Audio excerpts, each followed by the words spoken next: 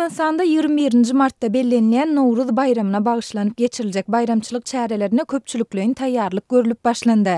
Bu waka Türkmen prezidenti Gurbanuly Berdimuhammedowyň Nowruz bayramy münasibetli guraljak çäreleri ýokary guramaçylyk derejesinde geçirmegi tapşyrmandan 2 gün soňa gawat geldi. Adatlyk radiosynyň ýurt içindäki habarçylarynyň we çeşmeleriniň tasdiklamagyna görä, bu taýýarlyk çärelerine gatnaşmak üçin ýurdun welaýetlerinden medeniýet we aň bilim puwdawynda işleýän 800 golay adam 14 martda Aşgabatda geldi. Her vilayetden orta hasap bilen 150 seviyesi adam şol Nowruz bayramyna görülen taýýarlyklary üýüşüp bilelikde geçmek üçin Aşgabat şäherine geldiler. Bunlar esasen Balkan vilayetinden da Şol vilayetinden Ýoroksy otlusy bilen geldiler. Dip welaýetden gelen aýdymsaz we tans toporlaryna ýolbaşçylyk edýän welaýet häkimlikleriniň medeniýet bölüminiň işgärleri bilen söhbetdeş bolan Aşgabatda ýaşaýan Sinçi Amanmurat Bugaýew gurrun berdi. Aýdylmagyna görä inni ençeme ýyl bäri Ahal ýaýlasyna bellenýän Nowruz bayramyna gatnaşjak adamlaryň ählisi birikdirilip, bir hepdäniň dowamynda ýörite rejissöryň ýolbaşçylygynda taýýarlyk çärelerini geçirerler.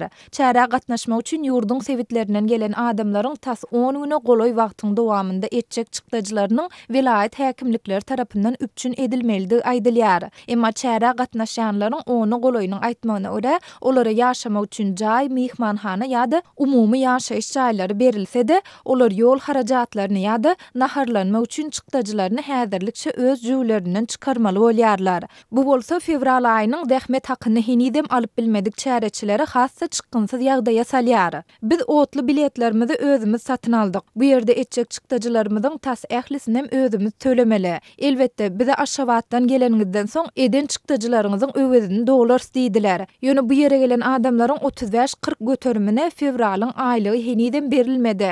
Käbir adamlar maşallah büdjetindäki artyk pulundan alan bolsa, köp kişi tanyş bilşinden ýa-da dogan garyndaşyndan kardalyp geldi. Başga alaç ýok, işiňi ýitirmejek bolsaň aýdylan zady edäýmeli diýip özüni aýbölek diýip tanyşdyran Balkanly medeniýet işgärleriniň biri gurrun berdi. Üstesine ol fevral aýynyň dähmet hakyna 8 mart halkara aýal gyýdylar güni münasibetli berilmeli, 40 manadyň hem goşulyp berilmelidigini aýdyp, häzirlikçe ne aýlyklaryna ne de prezidentiň adyndan gowşurulmaly pul sowadyny alyp bilendiklerini hem sözüniň üstüne goşdy. Ýatladyp geçsek, Türkmenistanyň prezidenti Gurbanuly Berdimuhammedowyň adyndan berilýän bu pul sowady 2018-nji ýylyň 1-6 marty aralygynda ýurdun aýal gyýdylaryna dolu gowşurulmalydy. 12 martda geçirilen Ministrler Kabinetiniň iş maslahatynda Türkmen prezidentiniň Nowruz bayramynyň dawaralarynyň ýokary guramaçylyk derejesine üpçün etmek boýunça anyk tapşyryklary berendigini Türkmen Döwlet Habarlar Gullugy habar beripdi. Emma resmi habarda bu tapşyryklaryň jikmejikleri aýdynlaşdyrylmandy.